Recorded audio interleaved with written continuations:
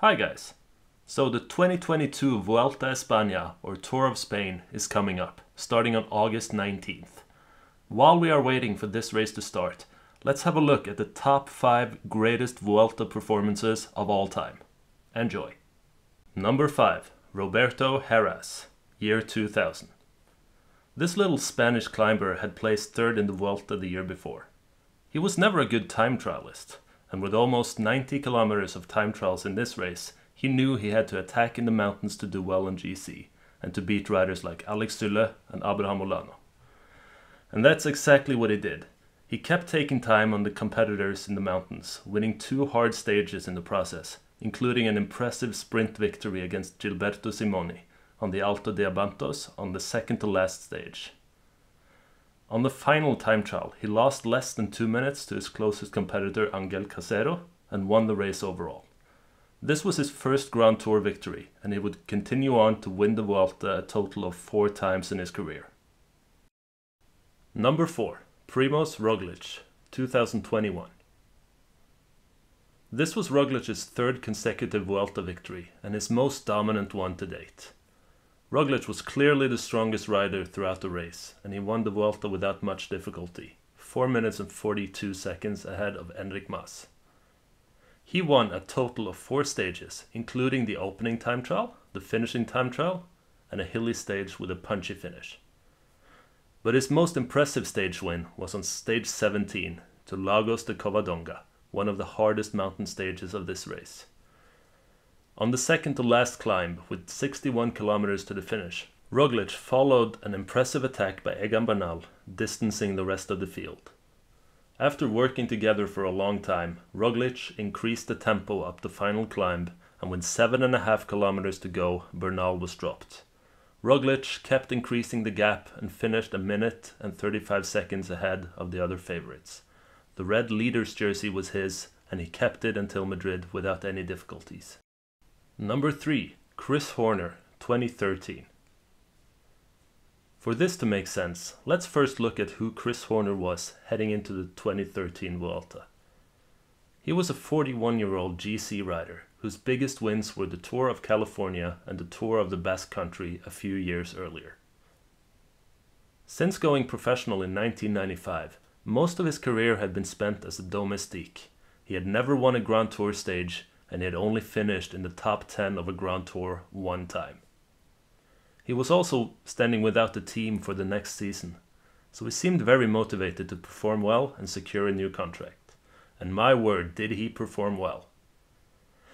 He started out by winning the 3rd stage, by attacking late on a punchy finish to finish 3 seconds ahead of specialists like Valverde and Joaquin Rodriguez.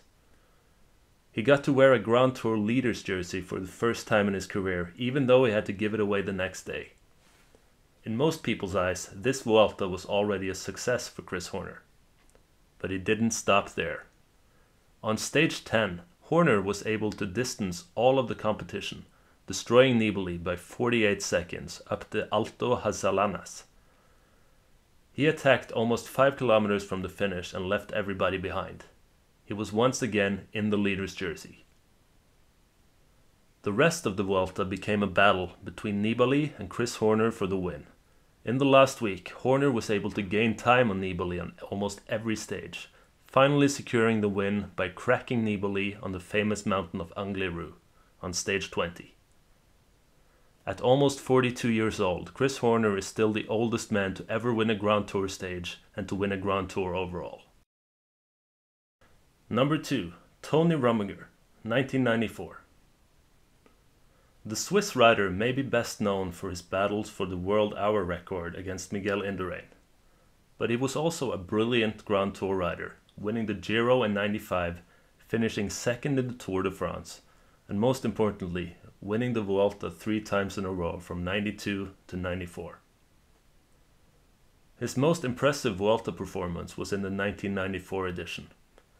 In a strong field, consisting of great Grand Tour riders like Alex Zülle, Fernando Escartin, and Pedro Delgado, Rominger was several levels above the competition. He started out by winning the prologue, and he defended the leader's jersey for the entire 3 weeks, winning all 3 time trials and 3 mountain stages in the process.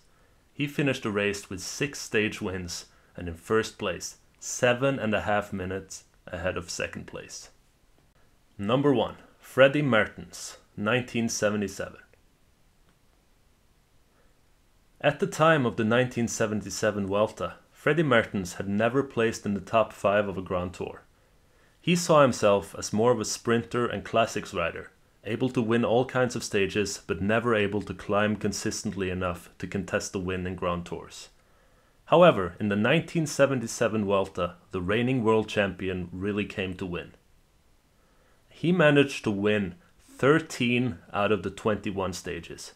He won every stage by either attacking late or by outsprinting the opposition at the end. This was his only Grand Tour win in his career and actually his only top 5 result. And he only won the race by 2 minutes and 51 seconds. He never managed to get a big time gap to the opposition on any stage, but his consistency throughout the race was enough to secure the win. His 13 stage win remains the record for most wins in a single Grand Tour by far. So there you have it. Those are my top 5 greatest Vuelta performances of all time. Please let me know in the comments section if you agree with my lists or if there are other performances you believe belong in the top 5. If you enjoyed this video, whether you agree with my rankings or not, please hit the like button and subscribe to my channel for more content. Thank you for watching, and let's all hope that we will see some great performances in this year's Vuelta as well.